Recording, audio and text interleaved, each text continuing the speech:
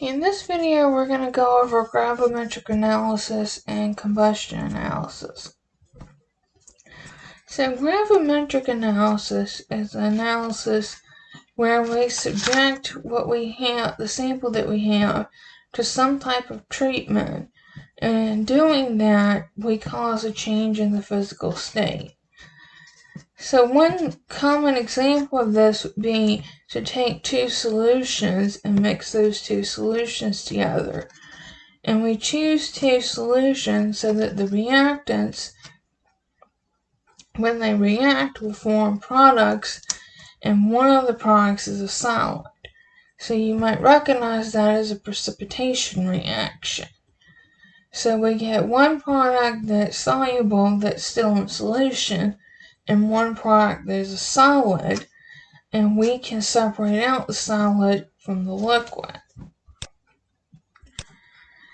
So if we do a gravimetric analysis by doing a precipitation reaction, we get some solid that's down the bottom of our container, and some of it might be floating in solution, and then we can do a filtration and we get our solid product out up here at the top in our filter.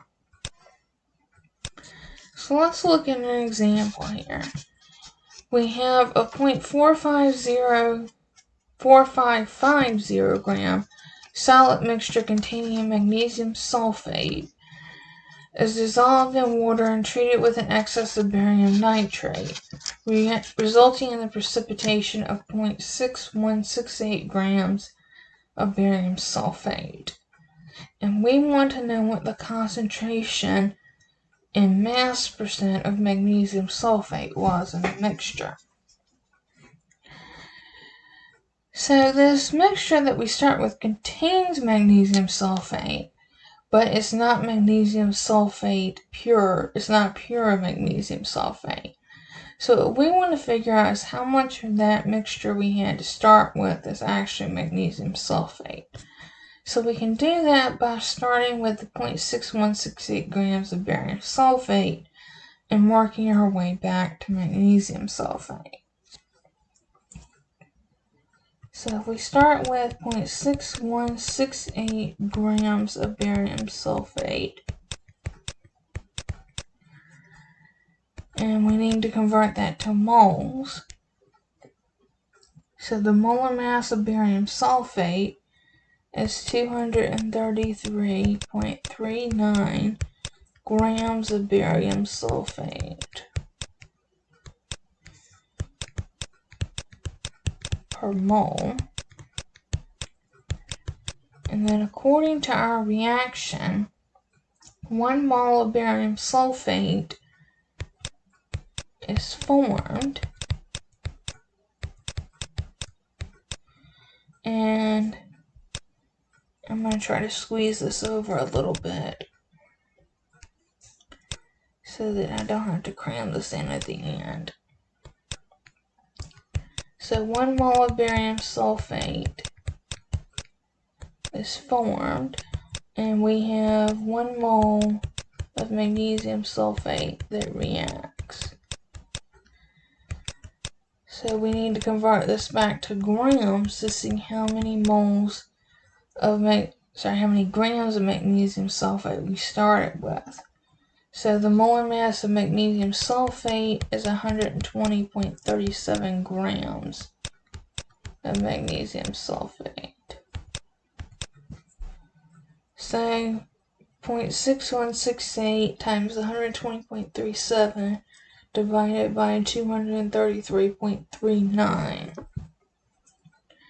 If you multiply that down and divide by the 233.39, we come up with 0.3181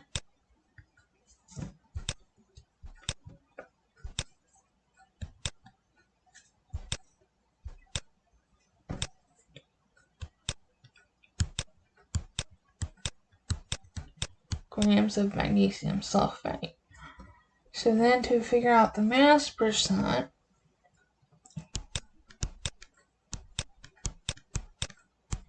mass percent is the mass of the solute over the mass of the solution, or in this case, it's the mass of our solid mixture.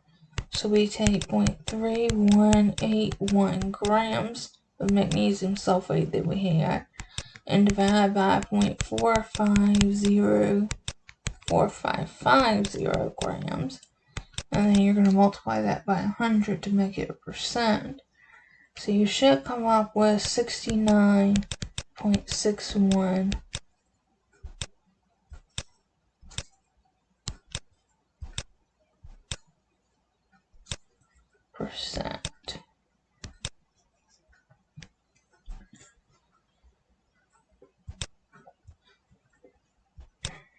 So another type of analysis that we can do is a combustion analysis.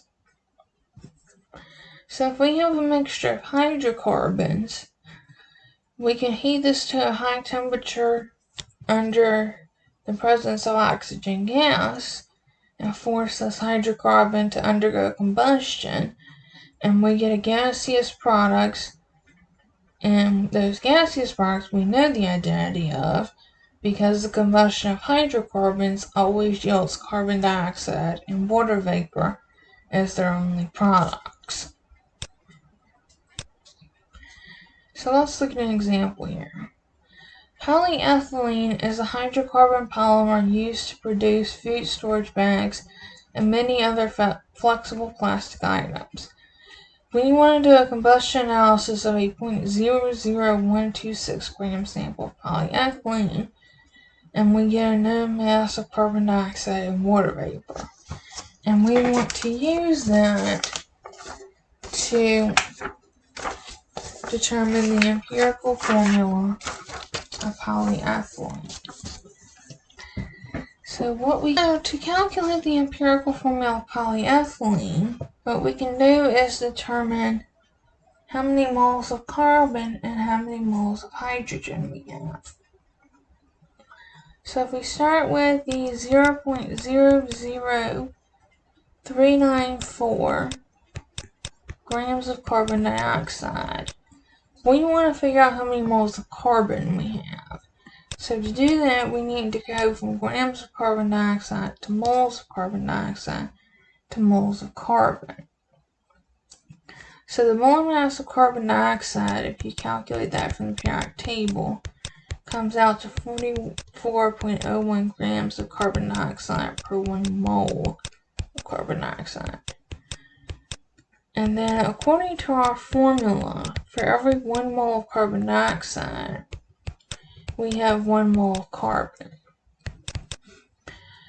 So if we divide 0.00394 divided by 44.01, that comes out to 8.95 times 10 to the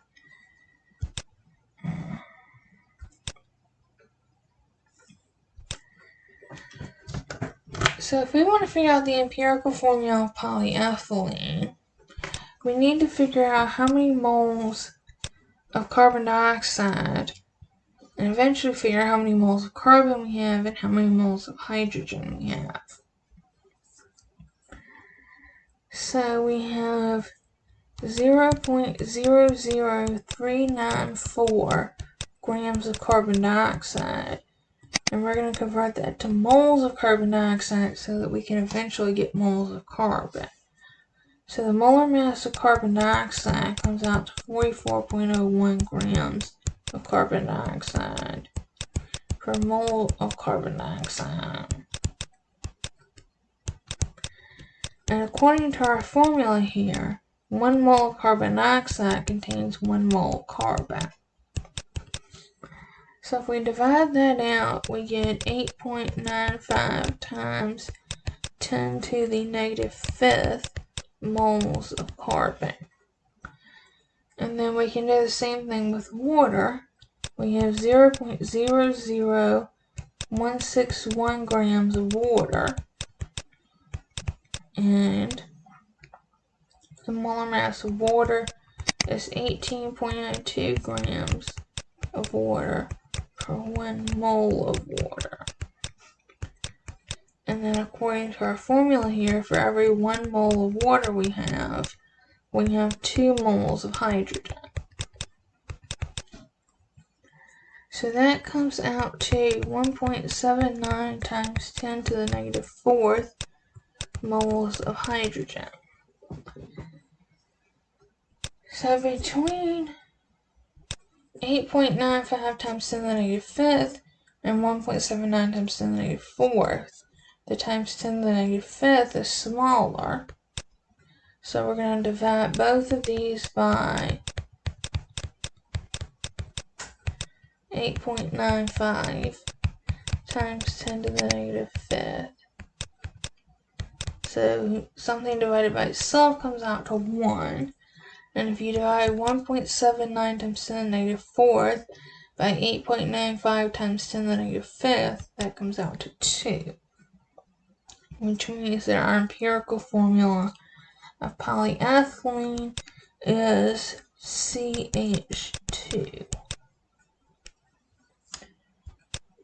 Okay, so this wraps up combustion analysis and gravimetric analysis. So we will get some more practice with this in class.